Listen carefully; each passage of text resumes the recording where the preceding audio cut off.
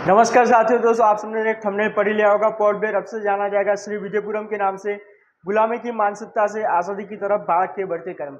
जैसे कि आप सबको पता होगा कि मोदी जी के नेतृत्व में 2014 से जब से बीजेपी की सरकार बनी है, वो भी फुल मेजोरिटी के साथ, तो बीजेपी का एक प्रमुख मिशन रहा है कि जो भी मुगल शासन के दौरान रखे गए नाम थे या फिर अंग्रेजों के शासन के दौरान रखे गए नाम थे, उनको बदल के भारत से रिलेटेड नाम दिए जा रहे हैं या फिर नेशनलिज्म से जुड़े हुए नाम दिए जा रहे हैं। इसको बोलते हैं कॉलोनियल माइंडसेट से बाहर निकलना। तो इसी टॉपिक पे आज बात करेंगे कि किस तरह पोर्ट ब्लेयर का नाम बदल के अब से विजयपुरम कर दिया गया है। जैसे कि आप यहाँ पे आर्टिकल पढ़ पा रहे होंगे स्क्रीन पे, port Blair is now Shri Vijayapuram, Shah says removing slavery symbol. Amit Shah ने ये कहते हुए पोर्ट ब्लेयर का नाम विजयपुरम कर दिया गया कि ये गुलामी से का मानसिकता हटाने का एक सिंबल, एक जरिया है। आप यहाँ पे अमित शाह जी का, जो भारत के अभी वर्तमान गृह मंत्री है, उनका ट्वीट पढ़ सकते हैं।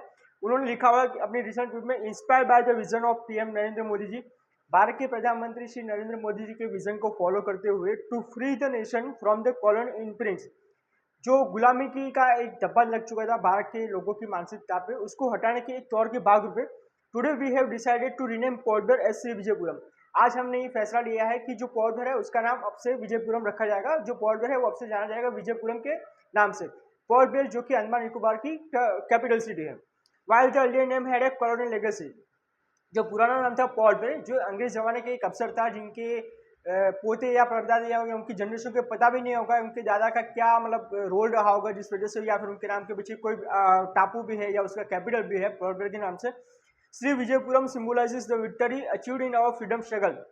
श्री विजयपुरम का जो नाम है वो भारत की जो स्ट्रगल रही है फ्रीडम में, उसको एक सिंबल दिखाता है। और अंडमान निकोबार का भी एक उत्तम रोल रहा है भारत की फ्रीडम स्ट्रगल में।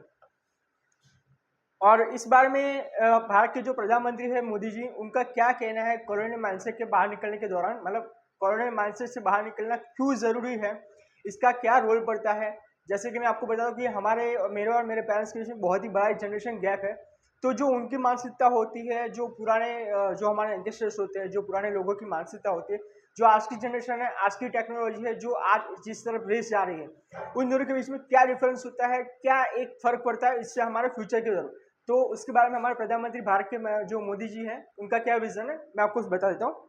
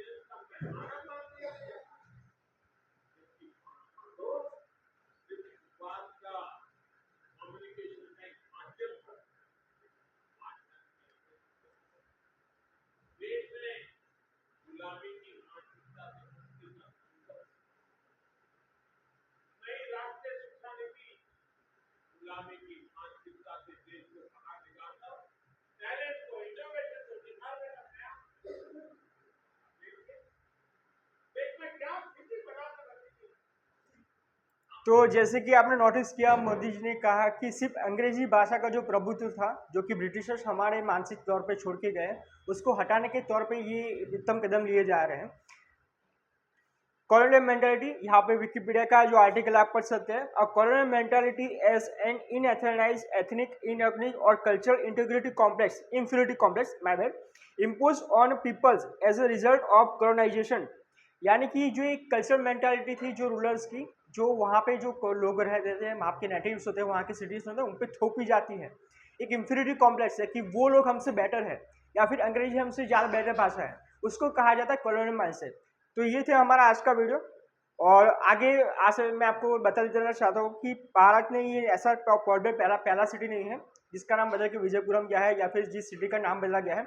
जब से मोदी जी की गवर्नमेंट आई है, बहुत सारे सिटीज़ रहे या फिर बहुत सारे स्टेडियम्स रहे या फिर रेलवे स्टेशन रहे जिनका नाम बदला गया है। जैसे कि इलाहाबाद, जो कि अब जाना जाता है प्रयागराज के नाम से।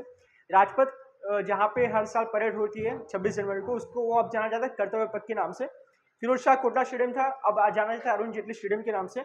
जो मुगल सराय जंक्शन था वो अब जाना जाता है दीनदयाल उपाध्याय रेलवे स्टेशन के नाम से।